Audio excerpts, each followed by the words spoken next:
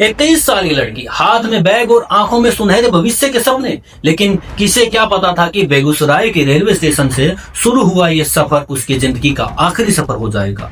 10 अक्टूबर 2025 की सुबह जब भारती कुमारी पटना के लिए निकली तो घर वालों को लगा कि बेटी अफसर बनकर लौटेगी, पर शाम होते होते उसका फोन बंद हो गया। पूरी रात सन्नाटे में बीती और अगले दिन जब उसकी सहेलियों से पता चला कि भारती तो पटना पहुंची ही नहीं तो पैरों तले जमीन खिसक गई। बदहवास माँ बाप पटना के हर कोने में खाक छान रहे और उसकी लाडली कहीं नहीं मिल रही। पुलिस ने भी चुनाव का बहाना बनाकर हाथ खड़े कर दिए।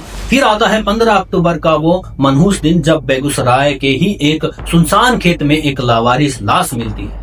जब भारती के पिता ने वो तस्वीर देखी तो उनका कलेजा मुंह में आ गया, क्योंकि वो लाश उनकी ही बेटी की थी जिसे वो 5 दिनों से पटना की गलियों में ढूंढ रहे थे। अब सवाल ये था कि जो बेटी पटना के लिए निकली थी उसकी लाश बेगूसराय के खेतों में कैसे पहुंची? आखिर उस दिन भारती के साथ क्या हुआ था? नमस्कार दोस्तों, मैं हूं सतीश कुमार और आप देख रहे हैं सतीश दहिया चैनल।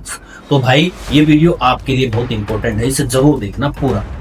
आज इस खौफनाक वारदात का सच आपके सामने होगा। जब मामला गरमाया तो पुलिस ने भारती की कॉल डिटेल्स और लोकेशन निकाली।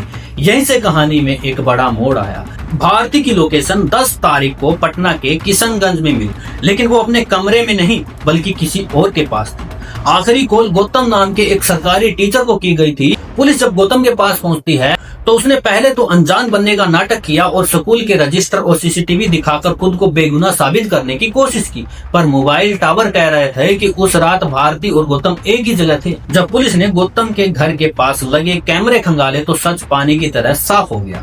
10 अक्टूबर की रात भारती उसके घर गई थी, लेकिन वापस निकलते हुए नहीं दिखी। आधी रात को गौतम अपनी बाइक पर एक भारी बोरी लाद कर निकलता हुआ दिखाई दिया। जब पुलिस ने उसे रिमांड पर लिया और कड़ाई से पूछा तो वो टूट गया और जो सच उसने बताया वो रोंगटे खड़े कर देने वाला था।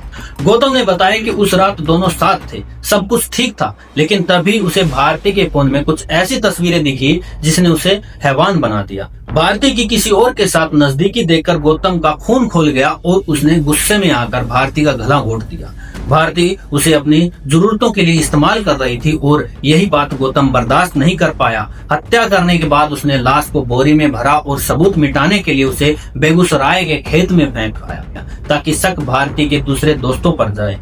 पर कानून के हाथ लंबे थे और गौतम की चालाकी धरी की धरी रह गई। आज वो सलाखों के पीछे हैं, लेकिन ये कहानी हमें सिखाती है कि बाहर से दिखने वाला हर चेहरा सच्चा नहीं होता है और एक गलत फैसला हंसते खेलते परिवार को उजाड़ सकता है। इस पूरी घटना पर आपकी क्या राय है? आप क्या सोचते हैं? कमेंट में अपनी राय जरूर रखना।